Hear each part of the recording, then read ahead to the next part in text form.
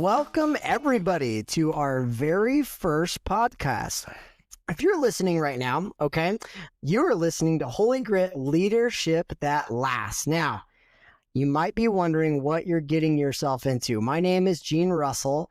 This is Matt Waitley. Okay, and we're going to do a little bit of introductions about ourselves. I currently am a public school superintendent. I was a principal, assistant principal, teacher. Before that, I'm also a husband and a father of 3 children. And Matt, why don't you introduce yourself, a little bit about yourself?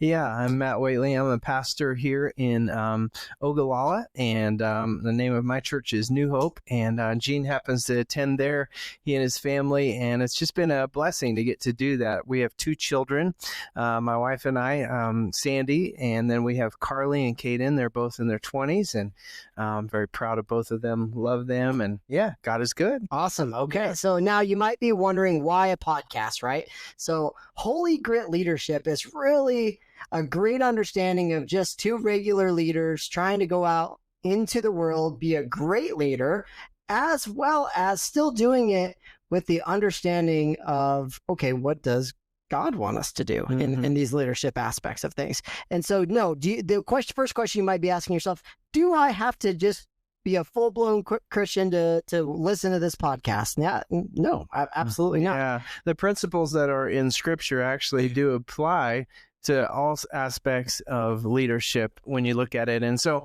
it really is cool how God designed the world. But listen, you don't have to agree with us 100% on every single thing. We just are here to kind of have fun, but also to offer what we've learned from leading, and then also from each other. We've presented a lot to each other and bounced ideas off of each other, and it's been really cool. But also, I think we should introduce what we'll be doing at the beginning of each podcast, which is we are professionals in our careers, but we're also semi-pros in beer tasting. Yes, absolutely. So if you don't know, we're drinking a beer right now, and before every episode, we're going to try a new beer, give it a little rate review. Critique. Yeah, critique. Okay. Yes, I have a very sophisticated palate. Gotcha. Okay, so think of this like Barstool Sports, like one bite, everyone knows the rules for pizza, but we're going to do it with some beer, because while we're doing this, we might as well enjoy it and have ourselves a nice beer. So Matt, tell us about the beer we're drinking today. Okay, so we're going to try to do local breweries in Nebraska, in case you come through Nebraska and you want to stop.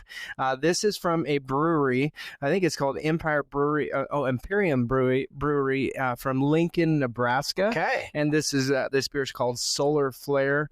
It's a lager, and so summer. Yeah, I'm gonna give it a rating after I take my first sip here, from like 1 to 5. 1 to 5. Okay, sounds good. Yeah. So okay.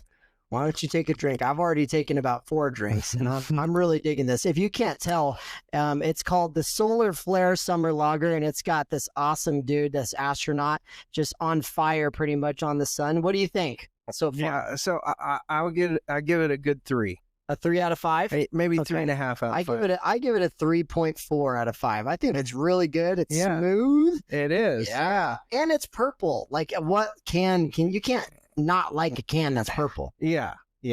So pretty good. I like it. We're off to a hot start. Yes, this is awesome. Get it? Hot start, Solar Flare. Get it? All right. So now that all dad jokes aside, this episode is called Follow Me, but I'm still trying to figure it out too.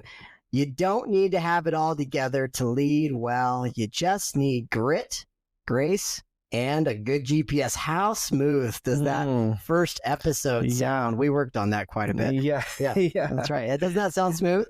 It does. I'm actually looking forward to this. So all the questions that we're gonna kind of answer back and forth today will hopefully help you to think through, how you would answer these questions as we talk about them, and get everything wrong. You can be like, oh, well, here's how it should be. This is where you can leave comments, be like, I disagree. Yeah. No, but I'm excited. Gene, I want to hear, before we dive into the topic a little bit, how did your career evolve from being, I know you started out as a teacher, principal, coach. Yeah. So I wanted to just go and be the best head coach in the world. And then I started to slowly get into leadership. And I actually became, I think, the youngest principal in the state of Nebraska at the time. I think I was 22, 23 years old.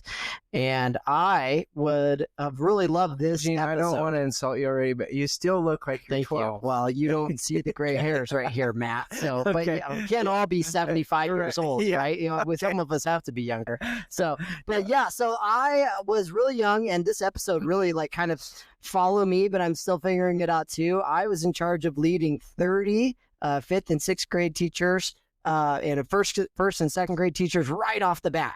And I was this young guy, and I believe I asked the question to my wife, and I kid you not, what do I do when I get there? And so I wasn't really sure about what I was going to do. But since then, I was a assistant principal for 2 years, a principal for 4 years, and now I've been a superintendent for 4 years. And I'll tell you, age is not always and experience is not always the biggest point to advance into your career or advance into what you want to do. It's really just having kind of what we're going to be talking about, a lot of like the holy grit, like being able to persevere, being able to understand it's not about perfection, it's about progress. Now, you also have a pretty interesting story as well. Okay, so Matt hasn't just been a pastor his whole life. Get a load of this. Tell him your story a little bit before we get started. Yeah, I grew up in Northeast Colorado, moved to Nebraska to go to college, and met my beautiful wife, Sandy, at Shadron. And she took her first teaching job at a school called Wheatland School, which is no longer, it's now part of Perkins County. And so I wasn't sure what I was going to do with my life. I mean, I knew all along deep down that God was calling me to be in a pastoral or leadership type role. And yet I was in a bit of rebellion a little bit. And anyway, we moved to Madrid, and I grew up on a ranch and also around farming, and I was an entrepreneur. So I had after living here for like 4 years, I had already started like 3 businesses. I ended up with 4 businesses by 2006, and it was going very well. Agronomy, right? Yeah, agronomy. Okay. Is that the right word to say? Yeah, yeah. You farm and ranch guys? Yeah. Okay. Seed corn, and also we had a custom cattle business, and then we were starting our own herd. We had bought land, and so we ended up with about 100 head of cattle, and 100 head. Yeah, 100 head. That's in Nebraska, more than that's 99. just average. That's amazing. Yeah. Okay. And so it was really cool. I had everything we ever wanted. Like, we were doing well financially, and we were involved in our church. And I was actually the youngest elder. I was an elder, and I was like 30 years old. And so kind of like, young and dumb and ready to party. Absolutely. Yeah. So the name didn't quite fit the description, but when you look in Scripture, it's amazing where Paul is writing to this young pastor, Timothy. And he says, don't let anyone look down on you because you are young, but set an example in life and purity. And so that's butchered it a little bit, but that is the idea. This is why we have him, folks, right here. That's what I'm talking about. Okay, so we're already getting it. I love that. Yeah. So then you go ahead. So you are a rancher. You've got a successful business. Yeah. And then all of a sudden, we go to, I go on a mission trip to India, but there's a whole other story in there between. I'm just going to give you the Cliff Notes version. I really knew deep down that God was calling me to some other leadership role, and I really thought it was politics. My grandfather was the vice president of Continental Airlines, was friends with JFK and Harry Truman, these guys. Yeah, I know. I know. And so I thought, I'm going to go to Washington, and I'm going to be the change that I want to see. And my wife was not on board with this idea. Yeah, I know.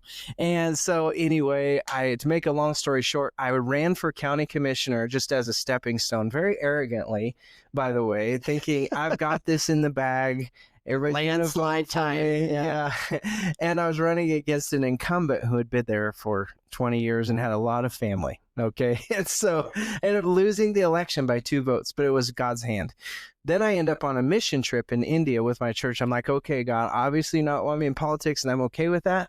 And I'm on this mission trip just less than 6 months later. Yeah. And while I'm in India, God speaks to me very clearly, and he says, you're going to be the next pastor of New Hope Church in 5 years. Like a very clear word from In the Lord. India, In dropping the knowledge Yes. of, hey, listen, Yes. it's pastor time. Yeah. And it was crazy because I was seeing the hand of God move there, like people getting healed and set free, like hundreds coming to faith in Christ. And I had the heart of an evangelist, so it's one of my gifts, and I was loving every second of it. And I like, and my heart was just stirring, like, this is who God made me to be.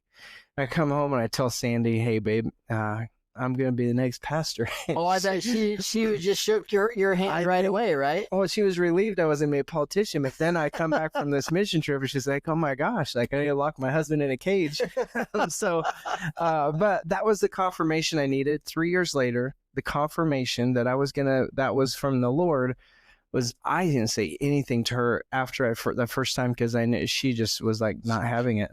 She clammed up. Yeah. And so I said, okay, Lord, if this is from you, then you're going to have to change her heart in this. So I just prayed and I said, Lord, would you, if this is from you, then I'm great. If not, I'm great as well. Wherever you want me, I'm good.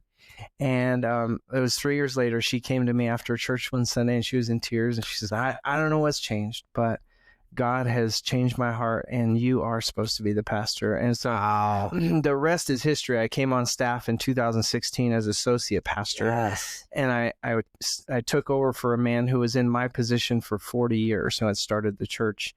And so now I've been in that position for almost 10 years. Yeah, it's crazy. Killing it too. So if you guys don't know, the reason why Matt's on there, I didn't just bring in any old, glasses wearing guy.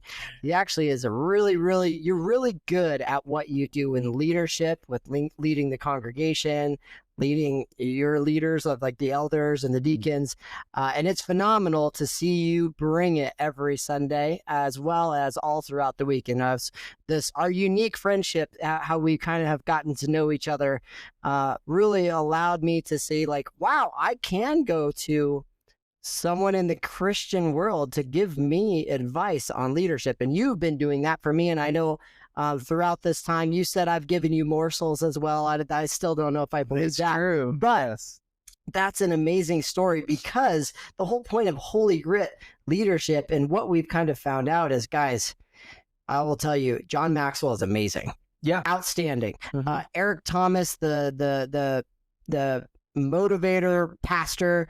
I think of all these other amazing guys. And now as I've been diving in more and more into leadership, those are all amazing guys and gals that are out there helping leaders become better at what they do. But here's the thing that's been in the back of my mind a lot is okay, this is great, but is this the way Jesus would do it, right? And so that's an element to this podcast, that's to Holy Grit Leadership, that I think a lot of people are really going to like, because there is, in good sound advice, you can look back into scripture and see a lot of great sound advice that people are using elsewhere into exactly one book, right? Yeah.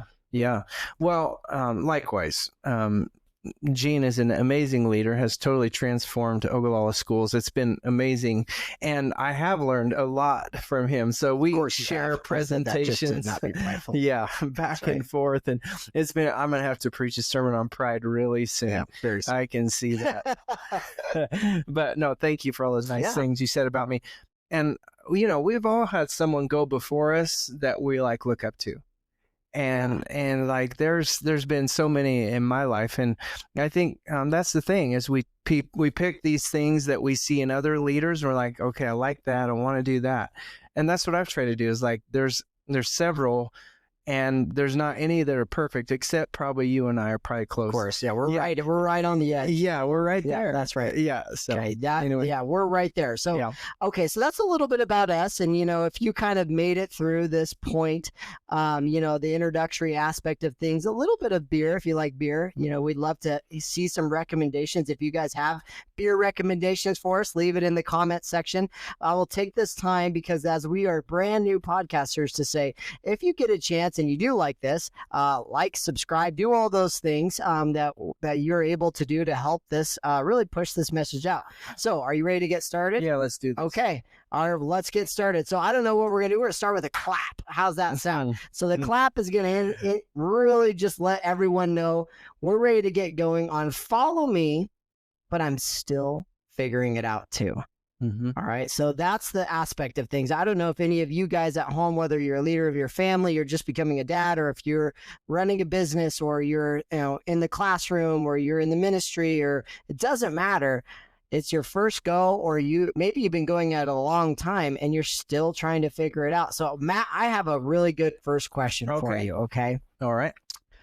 Are you brace yourself? Yes. All right. So why do you think we often believe leaders need to have all the answers? Why is that a sort of a mantra in everyone else's mind that we believe that we need to have it all figured out? Well, it depends on who's asking that question. And so if you are a follower, you need your leader to have some answers, right? Yeah, you do. And so it's part of our human nature. God made us to follow. So what I mean by that is when you look at Jesus and the illustrations that he uses in Scripture, he uses sheep and shepherd. And what do sheep do? Okay. They follow the shepherd. Yeah. And like John chapter 10, for instance, like, my sheep know my voice and they follow me. And so we should learn to know what the shepherd's voice is. So we were made to follow. That's how God designed us. And so we do want our leaders to have some moniker of like wisdom and knowledge and understanding. But when you're talking about what I said early on, like, it matters who's asking that question. If you're another leader asking that question, or maybe you're a leader, you're asking that question about yourself, right? That's the question. The truth of the matter is you're never going to have it all figured out, and you're going to be a lifelong learner. That's what we all are. And so we're not going to have all the answers. And I think the reason that we struggle sometimes is because we do think we have to have all the answers. And the reality is, right, to have the perfect start. Let me have the perfect start. Let me get these years of experience. Let me get a job. Like, if you're a dad in the world, like, let me, go get a job and have the right amount of money, and then do this. It just never works out that way, right? Like, sometimes you're thrust into leadership. Sometimes you didn't want to, but it just had to be you. You had to step up. Yeah. And then other times it was, I wanted this. I think I'm ready for this. But yet still, I'm going to walk in like I did on day one and ask my wife, like, what do I even do? Yeah. Like, I don't know, like, do I stand there? Or, and so we're going to dive into that a little bit, and just kind of the idea of that, hey, listen, all right, you have this leadership position. You don't have to figure it all out. It's not about perfection. It's about progress. So what I say to you, and just something to think about, is, obviously, like, the best leaders are not the ones with all the answers. They're just the ones that keep asking the right question. Right. So, I mean, when something's not going right, let's say at the church, what sort of things come to your mind with, like, being able to ask the right questions? Like, I don't know what church problems are, but, just dive a little bit into, okay, sometimes it's not having the right answer, but it's about asking the right question. Yeah. I think to be a good leader, the first thing is you have to really be a good listener. And so if you're asking a question, you really have to listen for the answer, especially if it's one that you might not like.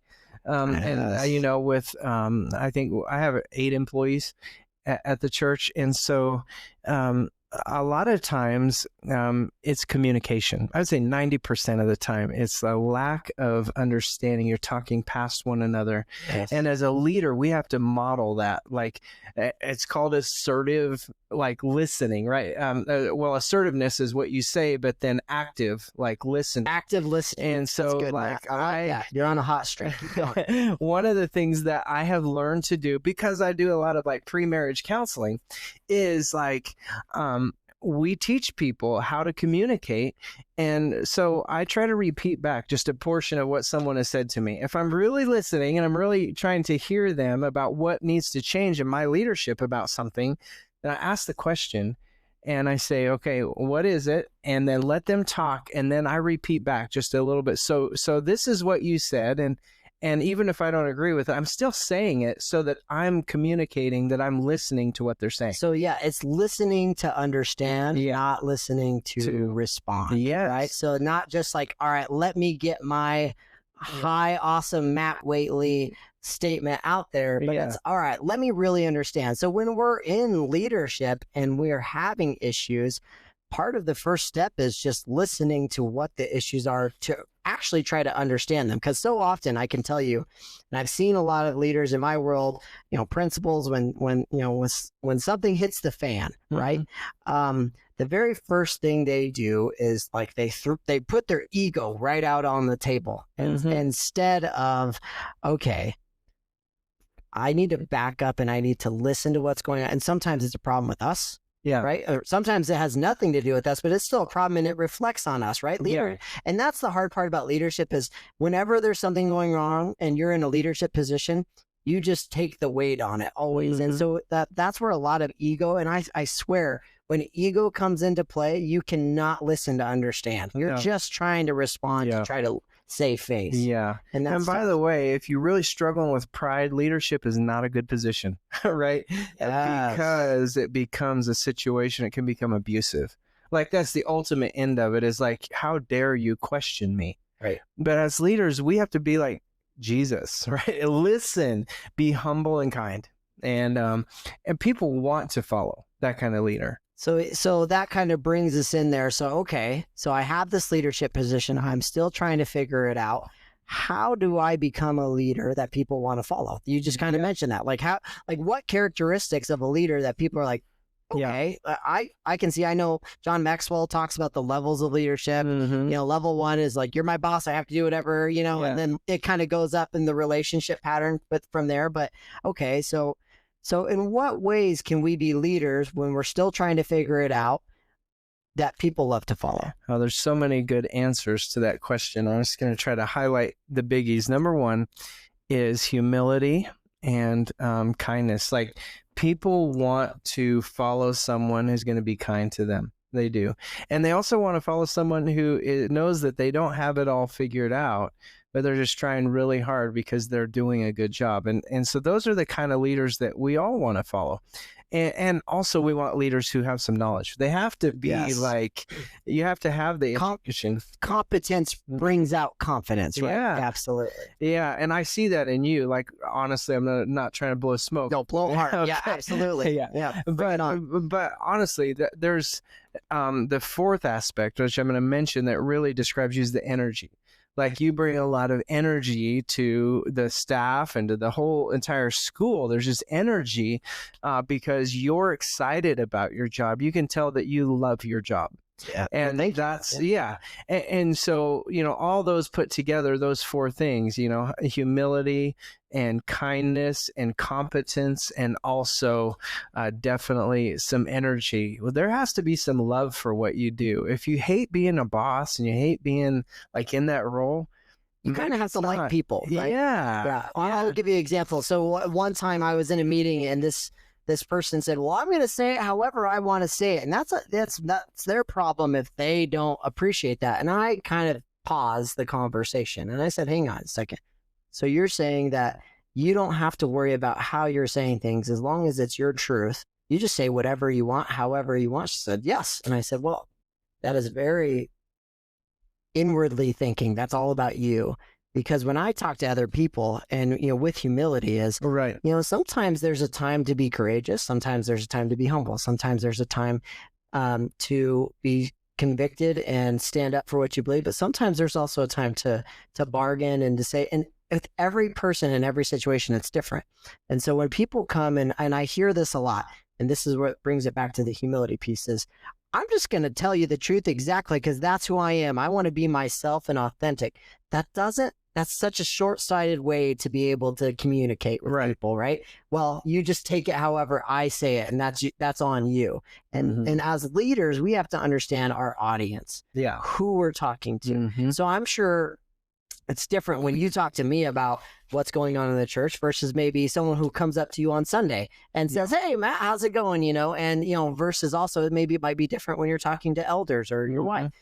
There's always a different audience, and a good leader, I think, always understands who's in the room. Yeah, you have to know like what. And the truth of the matter is, if someone comes in hot, one of your employees, and they're really pushing the buttons, right, and they're trying to get under your skin or make a point, there's usually something else going on. That's always like I've learned to dig deeper and not just immediately react to some of that. And like you said, know who you're talking to, and being kind. Like even like us being calm in those situations, it brings the air down. It's like, okay, I can talk to this You person. model the situation you want to be in. Yeah. You know, so when things don't happen well, sometimes we can bring anxiety to the situation. We can bring anger and tension. So that kind of leads me to a good next question for you. So be prepared here. What does a good GPS look like in a general sense? So when we're talking about, all right, my leadership GPS, how do you calibrate your leadership compass when life gets noisy? There's a lot going on. You might be overwhelmed. So what's a good understanding to help others create okay, what's my GPS? What's that look like? Yeah, that's a really good question. Especially for brand new or young leaders that are stepping into leadership roles that are kind of overwhelming, right? And you step into things that are like landmines sometimes. Yes. And for me, this is a really good question because I had to live this out. When I took over in 2018, I had been on staff as associate pastor, and there was a lot of turmoil on the staff. As I was coming on, just to give you an understanding of what I was dealing with when I say landmines is, you're first of all, you're taking over for a man who's been there for 40 years, is so gracious and humble that he would step aside that way and hand over the reins. But then also on the staff, we had an individual who was doing drugs. He was being dishonest, ended up stealing money from the church. My first order of business as the lead pastor was to fire my worship pastor on the first day after I took over. Yeah. And so it was hard. And you talk about walking, like when you're talking about a GPS is right. It gets you to where you need to go. And I knew that God had called me to this, and I could see the vision for where God was taking the church. And so I was following that vision, but in the midst of following that vision, I was stepping on these landmines, and there was just boom, boom, boom. And yet I kept going. And what I learned early on, it took me 2 years, was that I had to have some regular rhythms in life. I had to be exercising. I had to be taking care of myself. I had to be taking time off. I had to be spending enough time with my wife. All of those things matter, because if I didn't do that, I was going to be caught up in the war. I was going down. Yes. And that's a really good point, to where you have to understand where your red line is, right? Yeah. And then when to shift, right? Mm-hmm. And for those of you that don't understand what I'm talking about, in cars, they used to have, a stick shift. If you're old enough to remember that, and whenever it would go up to the right, you knew you needed to shift. And so that's really similar to your understanding of like a good GPS is just your foundation of expectations, like you said, of where you want to go. Hey, listen, I always tell people we need to always paint what excellent looks like. What does the end product look like? So, and for schools, we talk about when they walk across the stage, what do we want them to look like, right, to be like, to feel like, to act like? And that's why we developed our culture of confidence, right? We want them to have a certain amount of characteristics, grit being one of them, being a risk taker and to take ownership. That's what we want the end product to look like. So as a leader, a good GPS, it's hard to understand where you're going if you haven't thought about it. Right. Right. Yeah. So like the end product, I know like at your church, your vision statement is, advancing hope one soul at a time. Right. Yeah. And that stuck with me. It's not lengthy. It's not, a paragraph. Okay. That makes sense in a church. All right. Right. We need to gain one more for Christ. Perfect sense. It's not hard to remember. And that's your GPS, right? Mm-hmm. So when you're doing those things, okay, that's the end product. For us, our identity was, what do we want when the kids walk across the stage? What do we want them to look like? So it doesn't matter, if you're a leader of your household, Mhm. And what do you want your kids to grow up and to be like? We should do a whole episode on this. Like, Yeah, what is yeah. to define your vision and your mission? Because if you're Yes. the leader, your team needs to know you're going there to this destination. You're going there together, and everything that you do filters through that vision and that Yes. mission. Yeah. And that's that GPS, Yeah, right? So yeah. that's how you do it. So when you're just starting out, you're just figuring it out, you've got to be able to identify, where am I going? Now, I have another kind of follow-up to that, Mhm. is just how transparent should you be when you're trying to still figure it out? Is there danger in sharing too much and being too vulnerable? What do you think? Yeah, I think you have to be really, really careful. I think there is a difference between vulnerability and also like being too transparent with what you're dealing with, because your team's looking to you to Yes. lead. And there are times when you do, I mean, as a leader, you have to do things that you don't want to do. And that means pulling yourself up by your bootstraps. That's the old saying. As a leader, I'm sorry, there's going to be times you just have to do it. And you're not going to feel like it. But you're the one person on the team that they're going to be looking to for you to do that. And so even if you don't have the answer, you can still continue to lead and do those hard things, and your team will trust you. But the problem with being too vulnerable is, man, you open yourself up to so much more scrutiny and pain. Is you don't have to act like you have it all together, but at the same time, don't act like you don't. Right. And I'll take that back to like leadership takes a little bit of gravitas, right? Mhm. So it takes a little bit of understanding, okay, if I don't know what I'm doing right here in the moment, listen to the difference of this. I really don't know. I'm frustrated and I just need a moment. The difference between that and, you know what? I actually don't know the answer right now, but I'm going to find out.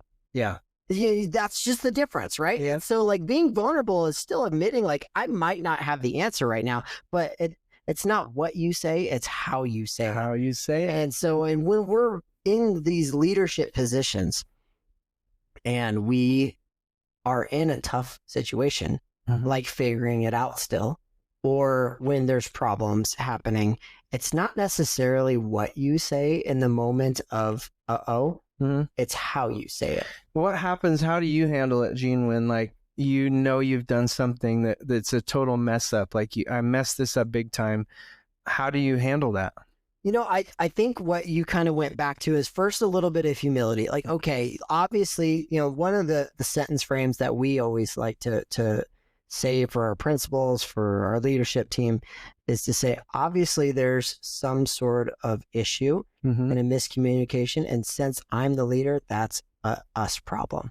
That's on me. I don't get to point the finger and say, well, that's them, that's them, that's them. So first, it takes a little bit of ownership as we're going through. And I think that's always dismantles the entire Mhm. conversation. If you're in this conversation to get through it, I think always the first thing as a leader say, okay, obviously I've missed somewhere. Yeah. So that's the first step. And I think the second step is to say, but to then come through with confidence. Right. So like, hey, obviously we've missed somewhere. And I like to say we because we're always part of a team.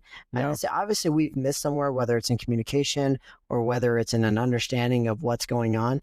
But I will tell you that we're going to work right now to get this figured out. Yes. And we're going to create a plan together that everyone is excited about. Now I've just built hope. Right. Now, Yeah. that's always what you've told me is say, leave always with hope. And then right there is obviously you're admitting that there's a problem. You're not diverting the attention to a certain, this is a problem because of you, or you. Mhm. This is a problem that we have together and we're going to work together to solve the solution. That dismantles every hard feeling that Sure. I've ever experienced that we train on is to say, hey, listen, first admit there's a problem. Second, let them know that we're confident that we're going to solve this. Yeah. Yeah. What do you think? And it's okay to say, I'm sorry. Yeah. That's on me. Like there are times when it is on us. And so I think it models to humility to the team. Like it's okay. We know we're human. We're all going to get something wrong. Edgy time. I have a question. What if it's not your fault?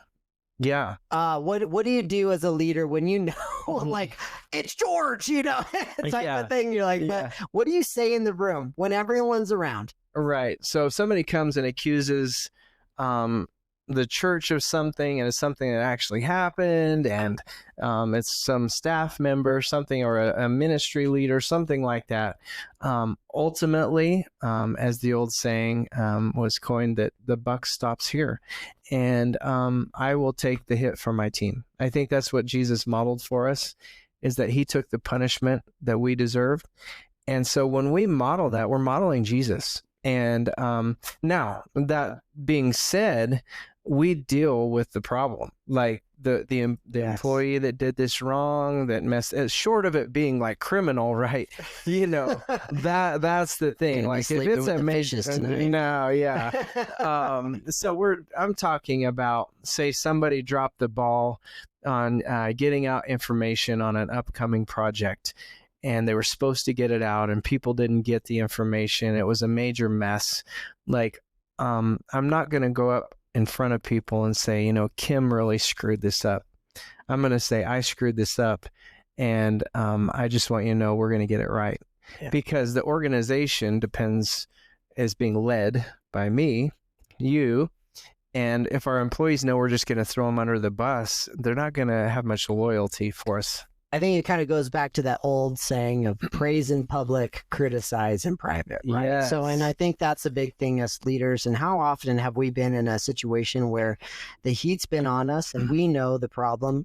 Because as leaders, you're typically involved in a lot more of the no than a lot of other people. And you know exactly where the breakdown happened. I think good leaders do. They understand, I get this. This is where this broke down.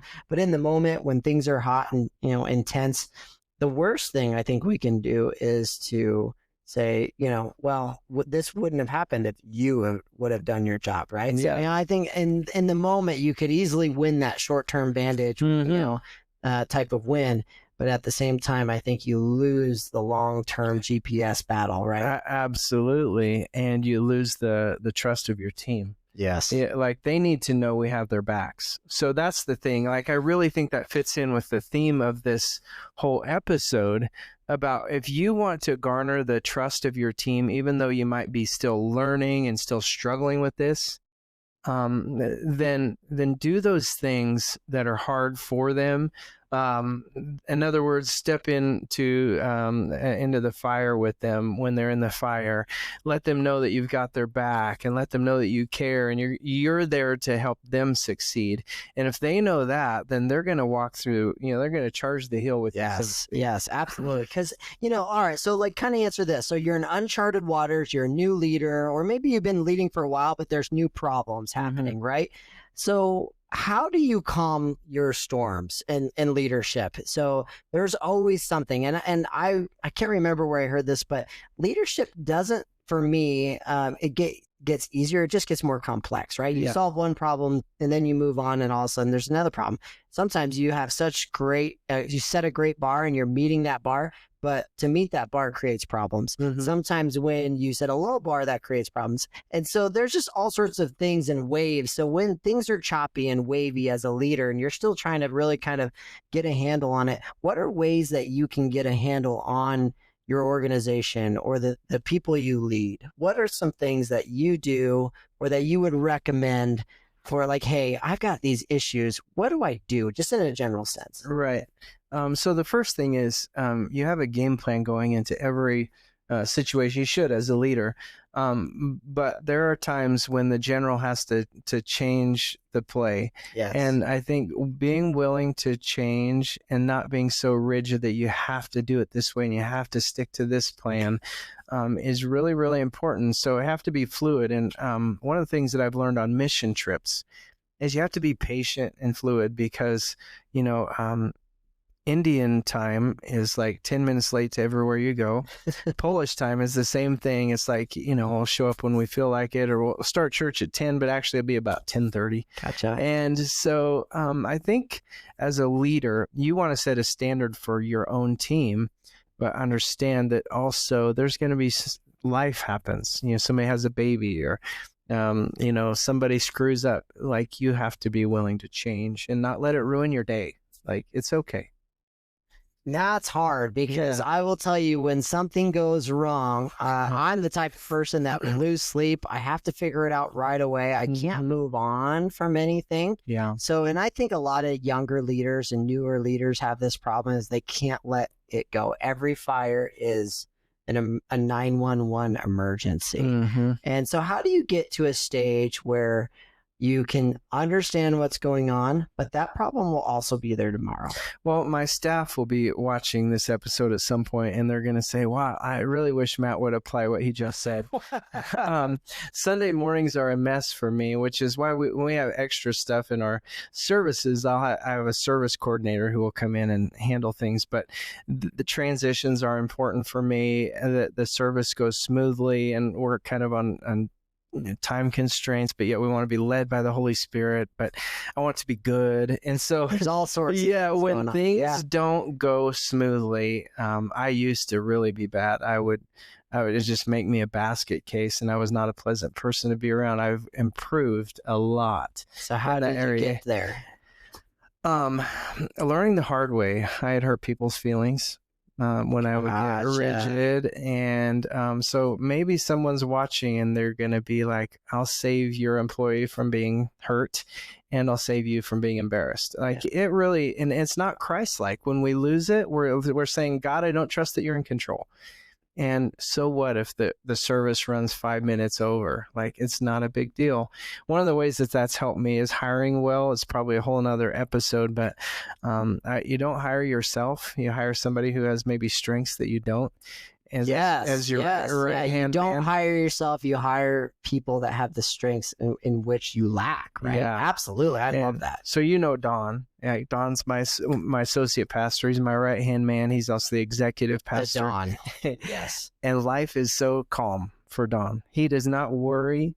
He's like, don't worry about it, Matt. It's going to be okay. He handles it. Oh, it will make me so mad. I don't know how that happens. Yeah. So, I think it's important that you consider those things when you hire. Oh, I really appreciate someone who can absorb heavy things that are going on and then say, okay, yeah, let's get this figured out. And then there's a plan.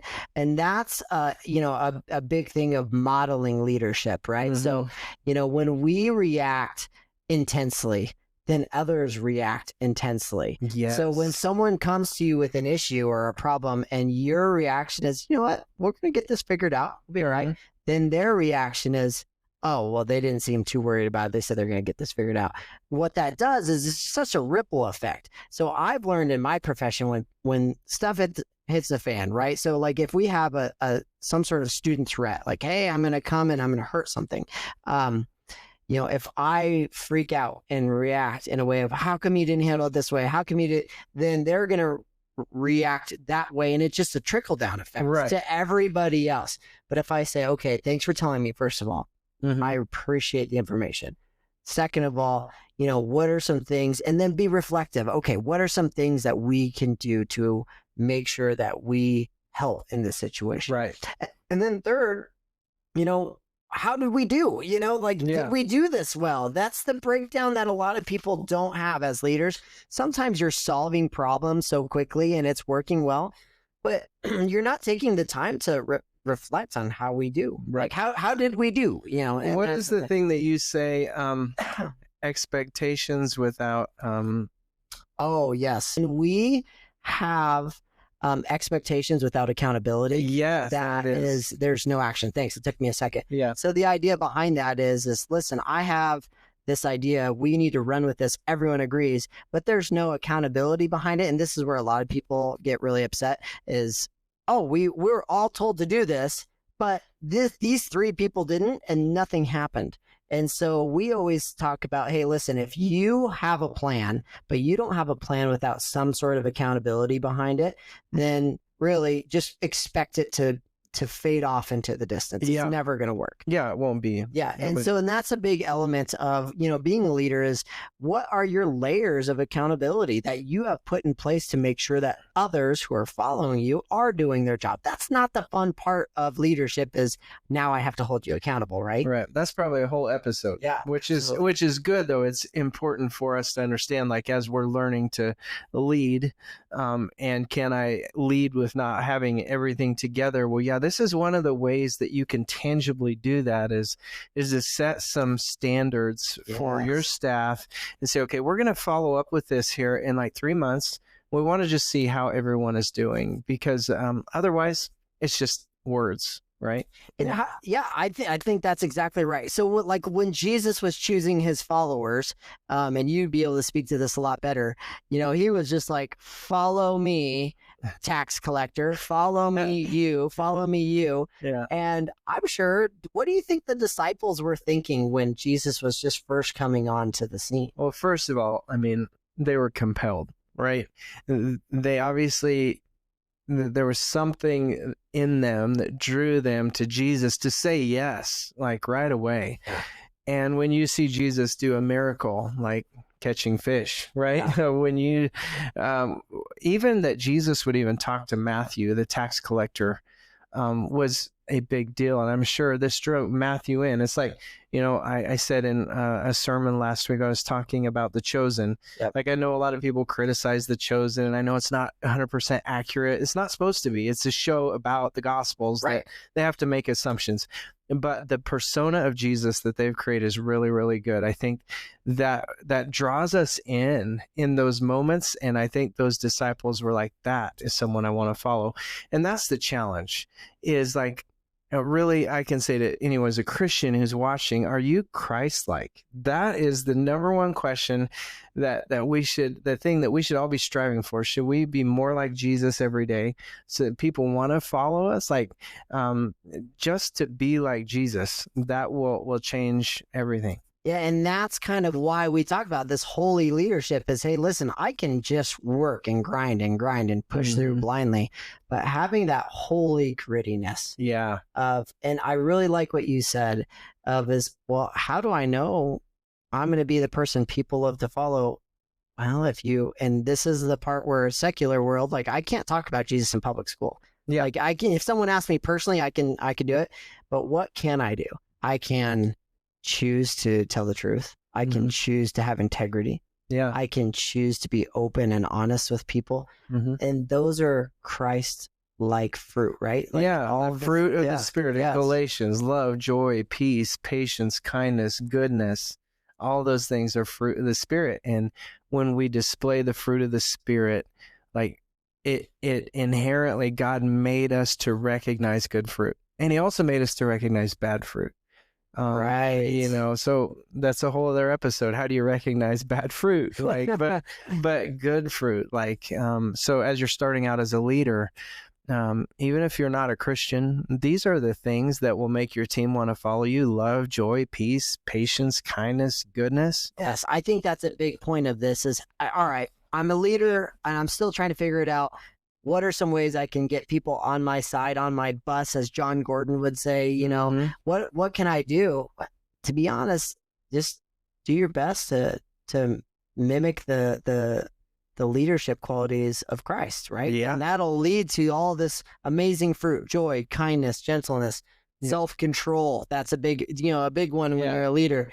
And all of a sudden, I'm going to guarantee it, you're going to be a leader that people love to follow. Yes. And I pray that in the process of wanting to be like Jesus, you'll discover who he is. I mean, that's my heart as a pastor, is that people will know Christ and be saved by grace through faith. It's amazing stuff. It's awesome. So as we're kind of wrapping this up, if you're wondering, like, how did a superintendent and a pastor kind of get together and talk about leadership. Well, I have a crazy story that will be for another time, but essentially here's the really fast version. My wife was really sick. She came in to get prayed over, and all of a sudden she wasn't sick anymore. So then boom, you had me. I was one of those believers that like had to actually see a miracle happen. I got to see it in my own family, which was amazing. And we can talk more about that. We might post the link of a testimony of my wife's testimony in here. But boom, now I'm all in. Now all of a sudden, instead of listening to John Gordon books and John Maxwell books, now all of a sudden I'm asking this dorky pastor here, how in the world can I lead more in a biblical sense that makes sense in my world? And so that's something that's amazing. So now that's been a big God thing. So part of the segment is, hey, listen, we want to share a cool God segment. And then before going into all the details, here's the gist of it. My wife was super sick. We're talking about the big C type of word. She came in one day, and so when I didn't even know, people laid hands and did that. Matt showed us, and I think it was in James in the Bible, where you bring the people, they anoint you with oil. I was thinking we prophesied over that girl. Yeah, that was amazing. And then she left completely redeemed and healed. And so that's a story for another time. But that's why I'm here with the pastor. That's why the superintendent, who is not allowed to talk about Jesus in school, but I can still show the fruit that Christ has given me through all of this. And so that's something that's really special, that we're going to continue to just have segment moments of understanding of like what God can do for you if you follow in Jesus's footsteps, right? Yeah. And so that's a big element. So some closing ideas, like how'd you think this first episode went? What do you think? Well, I think my end of it was pretty good. And I know the beer was really good, so thank you, Solar Flare. Summer Lager. No, it's Imperium Brewing Company, Lincoln, Nebraska. Okay, you guys will watch this. Somebody who knows those guys, let us know. And like I said, we're gonna promote. We're gonna have pals. We have what was the one here in town? The library. Yes, the second chapter. Second chapter. Oh, yeah. There would be so much beer, guys. Well, responsibly, of course. Of course. Responsibly. That's right. Yeah. Maybe not. I don't know. We'll see. And so some things I want everyone to take away with as we exit, and you're like, okay, what did I just listen to? Is I want everyone to understand that the best leaders usually walk with the limp. They've been through something, and that grace covers what grit can't carry sometimes. So you have to give yourself grace in leadership. It's not about perfection. Right. It's about progress. And so we have to understand as we move forward that the best leaders are not the ones with all the answers, but they're typically asking the right questions. Yeah, you've been wounded a time or two. Guess what? We've all been there. Yeah. And the scars are just reminders that, hey, we've made progress. Just take one step in the right direction. You've got this. Yes, absolutely. So thank you for sticking it out for our first episode. We're gonna try to create a lot. So we promised each other 20 episodes, and so that's what we're gonna do. We hope to, if you like this podcast episode, please like, subscribe, and review. Give us some awesome stars. 6 stars for me, maybe 5 stars for Matt. Yeah. And so we really appreciate you guys listening. We hope that you go off into your work week understanding you don't have to have it all figured out, but that you just need to be able to go out there confidently and know it's about progress. Thanks, everybody. Say bye. Yeah. Have a good night. God bless.